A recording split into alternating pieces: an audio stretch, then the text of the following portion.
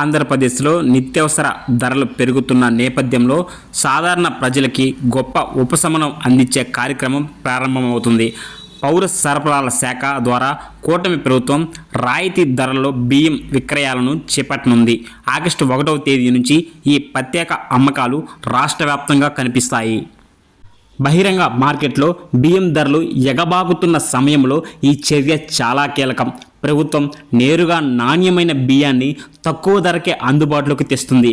ఈ పేద మరియు మధ్యతరగతి కుటుంబాలపై పడుతున్న ఆర్థిక భారాన్ని తగ్గించడానికి ఉద్దేశించినది. 2 రకాల బియ్యం ఈ పథకం కింద అందుబాటులోకి ఉంటాయి. బీపీటీ సూపర్ ఫైన్ బియ్యం కేజీ 52 రూపాయలు, గ్రేడ్ 1 పచ్చి బియ్యం కేజీ 50 రూపాయలు మాత్రమే. ఈ ధరలు సబ్సిడీతో నిర్ణయించింది కాబట్టి సాధారణ మార్కెట్ ధరల కంటే గణనీయంగా తక్కువ.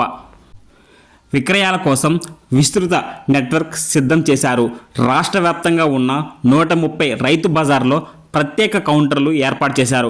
అదనంగా సుమారు 500 రైస్ మిల్లర్ల వద్ద కూడా ప్రత్యేక కౌంటర్లు అందుబాటులోకి ఉంటాయి. నాణ్యత తనిఖీలు కఠినంగా చేసి మాత్రమే సరఫరా జరుగుతుంది. డిప్యూటీ సీఎం పవన్ కళ్యాణ్ ఈ చర్యను ప్రశంసించారు. మంత్రి నాదెండ్ల మనోహర్ మిల్లర్లతో సమావేశం జరిపి ఈ నిర్ణయాన్ని వేగవంతం చేశారు. సామాన్యుని సంక్షేమమే లక్ష్యంగా ప్రభుత్వం ముందుకు సాగుతుందని వారు స్పష్టం చేశారు. ప్రజలు సమీప రైతు బజార్లు లేదా మిల్లర్ కౌంటర్కు వెళ్ళి నిర్దేశిత సమయంలో కొనుగోలు చేయవచ్చు. అధిక ధరలు విక్రయిస్తే ఫిర్యాదు చేసే అవకాశం కూడా ఉంటుంది. ఈ పథకం ద్వారా మార్కెట్ ధరలను నియంత్రించి సాధారణ కుటుంబాలకి నిజమైన ఆర్థిక ఉపశమనం అందించాలని ప్రభుత్వం భావిస్తుంది.